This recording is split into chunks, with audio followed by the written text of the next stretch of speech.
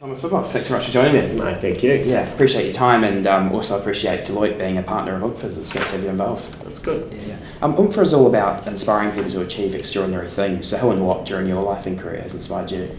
Yeah, well, I was thinking about that a little bit before, but I think the challenge is you have to pick a particular point in time, and probably for present purposes, I was at university in the mid and late 80s, and that was a period of a share market boom and then a bust. And those were pretty exciting times, and all the sort of commerce students were involved to varying degrees. And I think that inspired me to be actively involved in business, and sort of ended up where I ended up, and the rest is history, so to speak. Yeah, awesome. And when you were moving through university and school, university and school, did you want to get into the accounting industry? Was that a goal of yours at that stage? No, I don't think anyone really at school thinks of themselves as an accountant or wants to say, today I want to become an accountant. I mean, I wanted to be successful, and I also wanted to probably be successful as a professional, and also wanted to be financially independent, but that was probably as far as it went in terms of narrowing down the options. Yeah. And talk me through the journey of, you were saying how you're a law and commerce graduate at Victoria University and then obviously CEO of Deloitte today. And I remember reading about your story, and when you joined, you've sort of been with Deloitte quite a long time and you progressed quite quickly. So how did that work and what did you learn from that? Well, it's just one of those things that sort of happened. When I finished my commerce degree, I was encouraged by my mother to get a job over the holiday period. Ended up looking at the yellow pages, picked up a couple of brands. Deloitte was one of them. Ended up having a number of offers for holiday employment, and then picked Deloitte, probably for not any particularly good reason in those days. And ultimately did a couple of stints as a holiday employee, then started off as a graduate. I was never probably proposing to stay with the organisation. Don't think anyone does forever. But I kept getting presented with opportunities and continued to grow, both because the organisation gave me opportunities and I took those opportunities, and have just sort of ended up in the same firm for a very long time. Yeah. So what would you say, looking back over that, would be probably the most significant factor in your success? Look, I'm a pretty driven individual. I was pretty driven even when I was a kid around the things I wanted to achieve, not necessarily what everybody else wanted to achieve. So I was pretty driven to be successful in business and in my career. And as a consequence of that, I did focus on always moving through an organisation quite quickly, setting goals. So at the end of the year, I wanted to challenge myself in the sense of where am I at now relative to where I was at the beginning of the year. And it's one of those things that's it's just a long period of time being pretty focused. I've now ended up being CEO of the organisation. Yeah, absolutely. It's very, very cool. So even with that story, were there any struggles along the journey that you learned from that have positioned you as the person you are today? Look, when I entered the partnership, I think it's also fair to say that the firm wasn't as large and as successful as it currently is. And so in these type of firms live and breathe on the client relationships. So there've been some client stories in terms of pursuing clients and opportunities that weren't as successful as we would have liked them to be as quickly as we wanted them to be, and some days in the office are not great days. But the key thing is about resilience, tenacity, and ultimately drive, because you've got to be able to bounce back. So some days you have a bad day in the office, whether it's in this firm, any other firm, anything. And I think whether you're successful or not is whether you bounce back the next day and you just keep focused on what you want to do, because ultimately it's just about the numbers, and you've got to win more days than you lose, and ultimately you win. Yeah, awesome. And I guess as part of that, building relationships, is that quite an important thing with clients and so on? In our organisation, it's not quite an important thing, it's the only thing, so right. It's critical. Okay. So the way we sort of see it is, to be a successful professional, you've got to be, ultimately you've got to build eminence, you've got to be relevant to client, and you've also got to have relationships. Okay. And those are the three things that we sort of focus on. But relevance to the marketplace and then relationships with clients and eminence are all intertwined, but it's critical in these environments. Okay. And when you're giving advice to your partners or people within the organisation, what do you say to them in terms of building those relationships? What's the best way to go about that with clients? I think everyone's different, and the markets that people operate in are different as well. Fundamentally, it's just hard work, and it's over a long period of time. But you do have to, I mean, all professionals have to differentiate themselves. There has to be a reason as to why a client would want to pick you as opposed to somebody else. And everybody has to develop their own points of differentiation, and then they need to sell those points of differentiation into the marketplace. I think what's also critical is sometimes people ask me advice about what they should be doing differently. And my view is, well, I don't live on your shoulder, so I can't really tell you what you did that might have been successful or not. What you have to really do is listen to the market. So if you do the right things, the market will reward you by generally giving you more fees or new relationships, whatever as the case may be.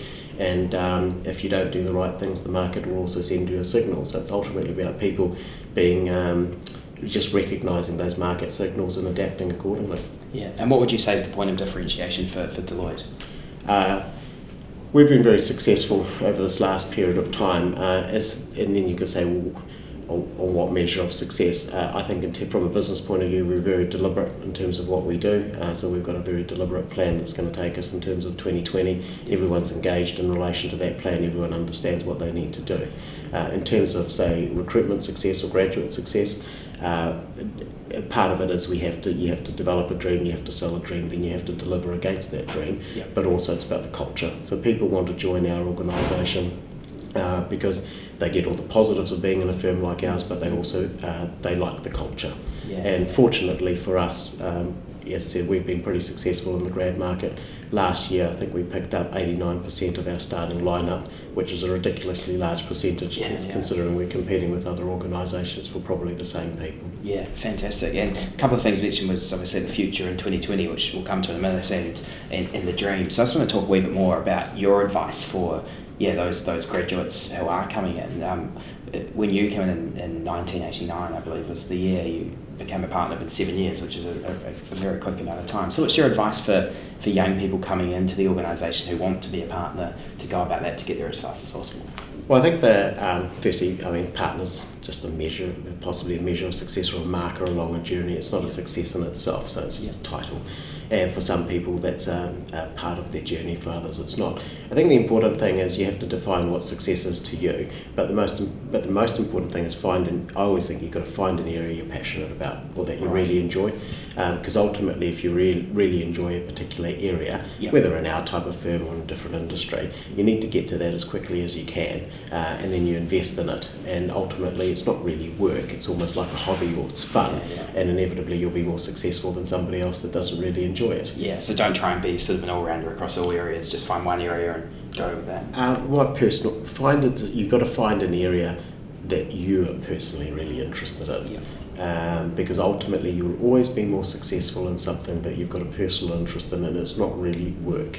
It's sort of quite fun. Yeah, okay. And with people moving through the process of coming in, and people who do have that dream to be a partner, what are some of the mistakes you notice young graduates making, sort of consistent mistakes you've noticed over the years?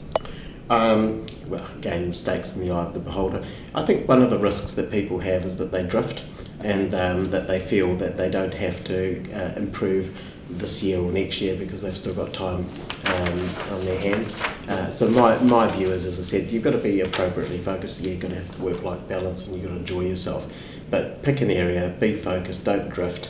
Because ultimately, drifting, nothing positive generally comes from it from a career point of view. Yeah, and is that work-life balance pretty hard with a job like this? But look, I'm married, I've got 3 children, it keeps you pretty grounded. But ultimately, you have to be very deliberate in terms of how you spend your time. And I enjoy a whole lot of different things outside of work, but I have to be, as I said, pretty deliberate to ensure I get a bit of this, bit of that, and also focus on all the work things I need to do as well. Okay, fantastic. And I just want to talk a bit more about the 2020 sort of future and also the past. So I guess over the past 20 years since you've come into the industry, how have things changed? Well, the business is now quite a bit larger. First, there used to be the big 8, now there's obviously the big 4. From a global point of view, they're really large businesses. I mean, ours now, I think, is a turnover of over 34 billion US. I think when I joined the organisation, it had a turnover of about 2 billion US, or down in that order of magnitude. I think the other thing that's changed is just the speed of change. So the businesses traditionally were more audit businesses. Now the businesses are really multidisciplinary, so they're covering all spectrums of professional services largely, and also the ability to serve different relationships. So going back in time, sometimes these relationships were with organisations for an extended period of time. Now it's a more dynamic marketplace, and really whether you're successful or not is about the capabilities of the people that are playing off in the market. Right, okay. And what about technology? How's that changed things in the past, even 5 years? Well, technology's huge. I mean, unfortunately, I'm quite old, 49, so I remember when I joined, I think there were a limited number of computers. Not really the days of the abacus and all that sort of stuff, but now obviously cell phones, computers, all sorts of tools, things like Xero. So technology from our point of view is an enabler, it's not a problem. It actually facilitates us to grow even larger and be more successful than what we currently are. It also enables our individuals to really focus on being advisors, which is what this type of firm is about. So we don't really want to be processors, and that's where technology has been great, because it enables us to effectively outsource to the cloud or outsource to technology, and the people in the firm have moved to becoming basically top quality advisors. Yeah. And I guess blogs like TechCrunch and sort of lots of technical blogs around the world say that over the next 10 years, this is one of the industries that's going to be, I guess, disrupted the most, to use a trendy word. Yeah. So I guess what are the biggest disruptions you see coming to this industry, and as a consequence, how do you think the job will change? Will it become more advisory, as you've just talked about? I think, everyone can talk it down, but I think it's just a huge opportunity. Disruption is just change, and we will become more advisory. I think the market will become more dynamic. It's the quality of the advice, the ability for individuals to differentiate themselves, or what we refer to as a brand within a brand. If organisations want to stand still and if they believe they can carry on doing what they've done in the past, I think disruption will mean that they will fail. But for other organisations that are dynamic and innovative, disruption just means opportunity, really. Yeah, and how do you think with that change, the education of teaching young accountants is going to change over the next few years? Yeah, so I'm probably not a huge fan of formal training. We all go through that process in terms of going to university and you get a qualification, but it's more of a ticket to play. The reality is, in the real world, the type of things you learn at university don't really correlate that well to the real world. They just give you they just open your mind to different things. Most of what you learn on the job, and I think you just learn through experiences. And the key thing is actually for young people and for even people of my age, is the more opportunities you have to be exposed to different experiences, and then to think about those experiences, how they play off against other things that you've seen in the past, and sort of taking the best of everything that you see and trying to apply that in a positive way going forward. Yeah, and just talking about opportunity for people who are again looking to get into this field, what's opportunity that you see that stems from work or life as an accountant, potentially after working in one of the big four firms? Yeah, well, if we just back up a little bit, I mean, everyone sort of refers to our type of firm as an accountancy type of firm, and I suppose we are to some extent, but we're quite multidisciplinary, so we have people with all sorts of disciplines and playing in all sorts of areas. Obviously, a core part of it does involve sort of accountancy type of skills.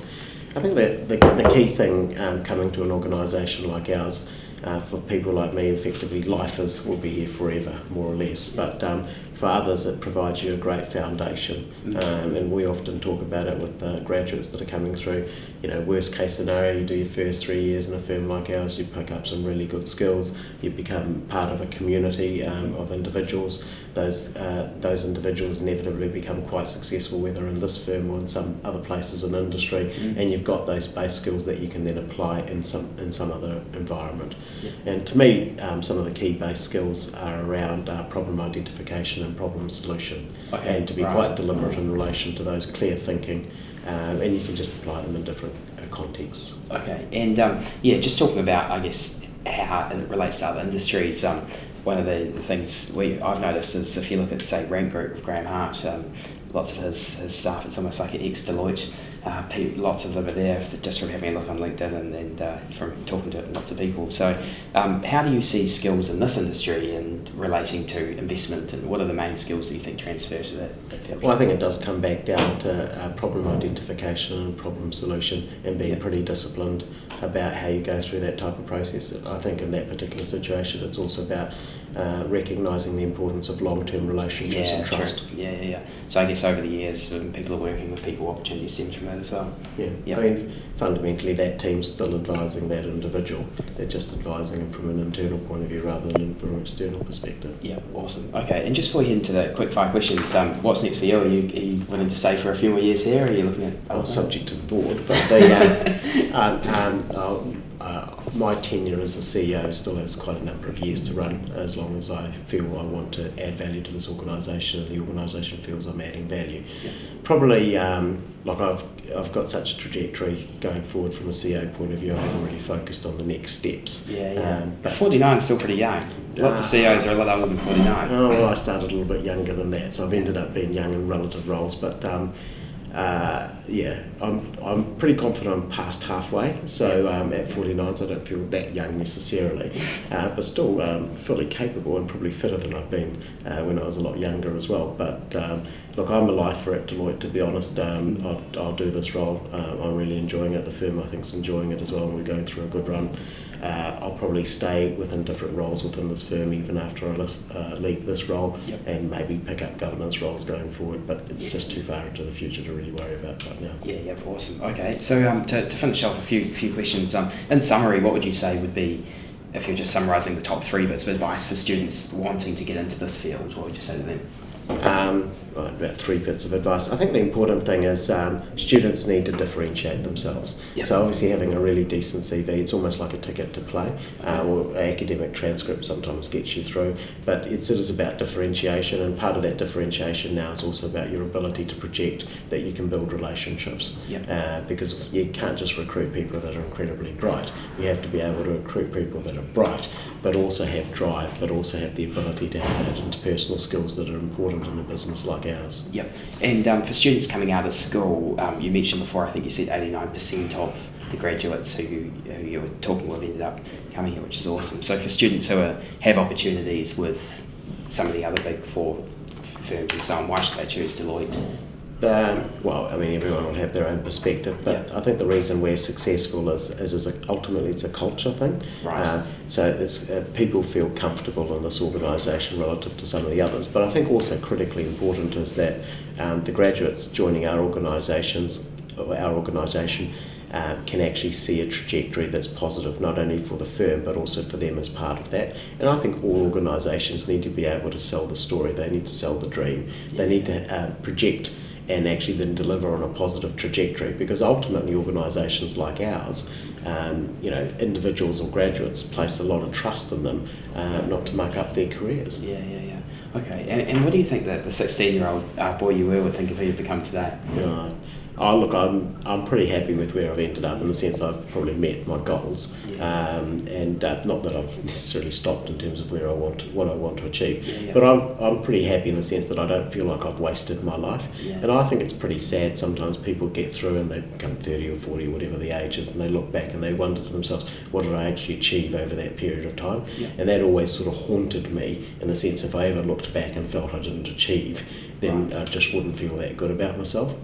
So I think, looking forward or looking back from 16, I'd be pretty comfortable that I did okay. Yeah, and any advice, if you could look at that 16-year-old version of yourself and say anything, what do you reckon you'd say to him? Yeah, I would have sold everything in '89 before the crash, but but I mean the reality is you could always do things better, but sometimes you also have to learn from your mistakes as well, because it's totally ridiculous to think you're not going to trip up every so often, but the most important thing is to pick yourself up after you've tripped up and to carry on in the race. Yeah, absolutely. And what's one fundamental truth that you believe to be true that not many people agree with you on? No, lots of people agree with me, but especially in the firm. But it's a bit boring, but I think people just have to work hard. And there's all these old stories: the harder you work, the luckier you get. I mean, a bit of luck always needs to go your way as well, but not work hard in a dumb way, because I think you have to be really deliberate now, more so than you've been in the past. You have to determine what you want to work hard at, what you want to be successful at, and just get on with it. Again, I've got this thing, I think drifting's not a good thing.